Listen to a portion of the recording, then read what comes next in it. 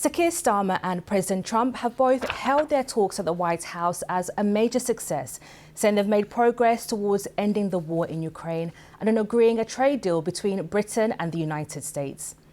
The British Prime Minister said it was a moment of tremendous opportunity and called for a peace deal that would not reward the aggressor.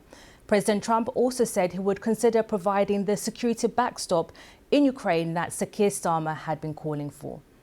The US president praised Ukraine's President Zelensky after earlier describing him as a dictator. Mr. Zelensky will visit the White House late on Friday, with the two leaders expected to sign a major minerals deal. Our political editor Chris Mason was at the White House. He sent this report. It is perhaps the ultimate political stage and backdrop, and is now home to a president whose love and command of that stage is reshaping the world before our eyes. The Prime Minister arrived here at the White House for one of the landmark moments of his time in office so far. And for a president who likes a theatrical flourish, the Prime Minister had one in his inside pocket. So can I present the letter from the King to you? Thank you very much. Am I supposed to read it right now? Yeah, please do. So this is a letter from His Majesty the King. It's an invitation for a second state visit. This is really special. This has never happened before. What I haven't got yet is your answer. I do need to. The answer is yes. Ukraine is a key talking point here, and there's a key question at the heart of it. Mr. President, could you be persuaded as part of a peace settlement in Ukraine to provide air cover, a backstop security position to the contributions that Europe might make as well? Well, so President Zelensky is coming to see me on Friday morning, and we're going to be signing really a very important agreement for both sides, because it's really going to get us into that country. We'll be working there. We'll have a lot of people working there. And so in that sense, it's very good. It's a backstop, you could say. I don't think anybody's going to play around if we're there with a lot of workers. And what of the president's description of Ukraine's leader? Mr. President, do you still think that Mr. Zelensky is a dictator? Did I say that?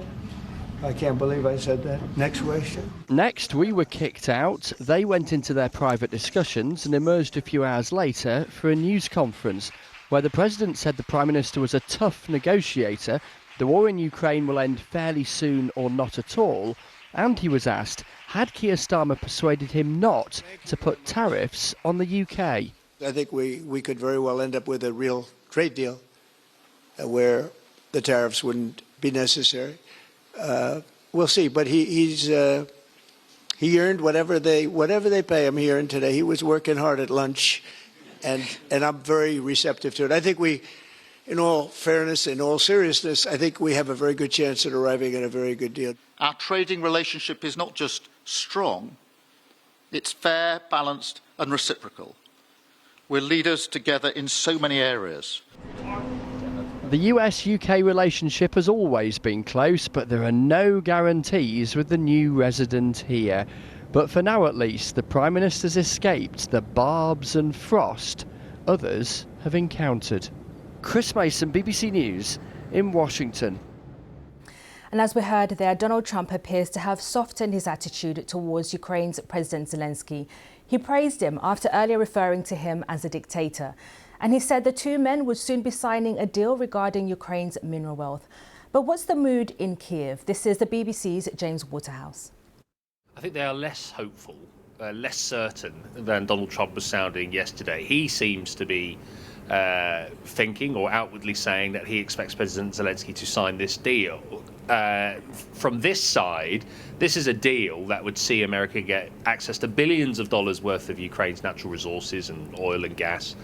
But in exchange for what is the question being increasingly asked. It doesn't contain security guarantees yet, such as military presence, air defense systems to help Ukraine sustain a ceasefire after this war ends and to stop Russia from invading again. And so at the moment, I'm speaking to one opposition MP, there is a concern that whilst he is going to have a face-to-face meeting with Donald Trump, that is not to be dismissed. The outcome is harder to grasp, and there are calls here for Mr. Zelensky to involve Ukrainian Parliament more in this decision and to try and provide some kind of guarantee that Ukraine will get what it needs. I mean, we did see a slight warming of language, you're right, from Mr. Trump, where he said they both have great respect for each other. That is a climb down from calling him a dictator.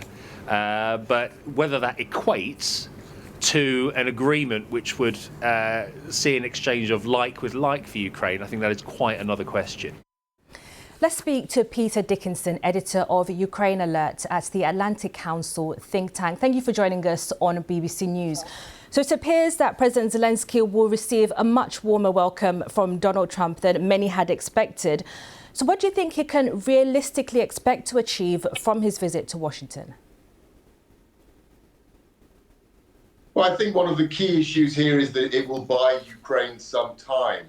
The comments coming from President Trump and from the White House and his administration have been deeply disturbing for Ukrainians this last few weeks. This very sharp turn toward Russia, the aggressive rhetoric against Ukraine has really raised fears that the American support for Ukraine is under threat long term. We may even face a scenario where Ukraine was being pushed into a very pro-Kremlin peace agreement, which would place Ukraine's entire existence as a nation under threat. Now, this deal, this resources, this minerals deal, will potentially buy Ukraine that time it needs. It doesn't bring security guarantees. It doesn't even guarantee military aid, but it does allow Donald Trump to declare victory. The deal maker can parade his deal and say, look, we're not just giving Ukraine aid for nothing.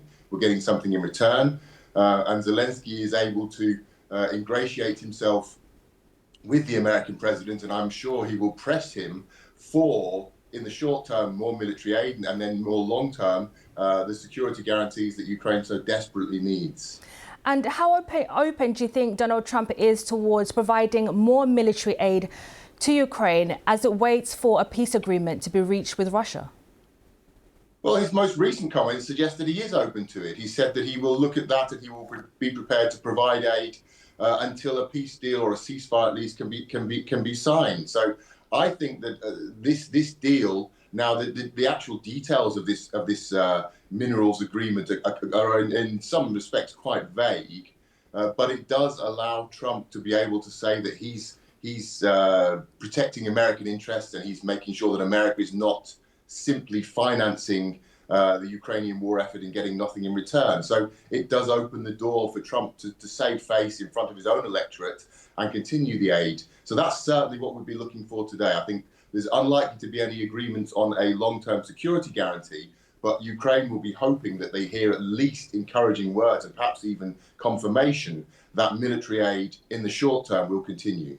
And those talks towards ending the war in Ukraine between the United States and Russia, could we see Ukrainian officials being invited to those talks?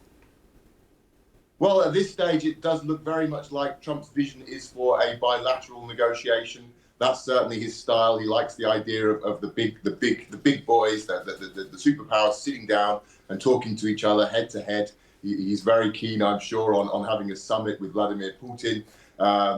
Ukraine is very much a third wheel here, somehow being left to the side, but they will be involved in discussions. They will be certainly consulted, and President Zelensky will make his case today that they need to be very much involved in that in parallel, if not directly. It's unlikely that Ukraine and Russia will speak directly, very unlikely, in fact, but Ukraine will certainly push their position. Zelensky will today emphasize that it's absolutely crucial that a parallel track of discussion is ongoing between the Trump White House and Ukraine.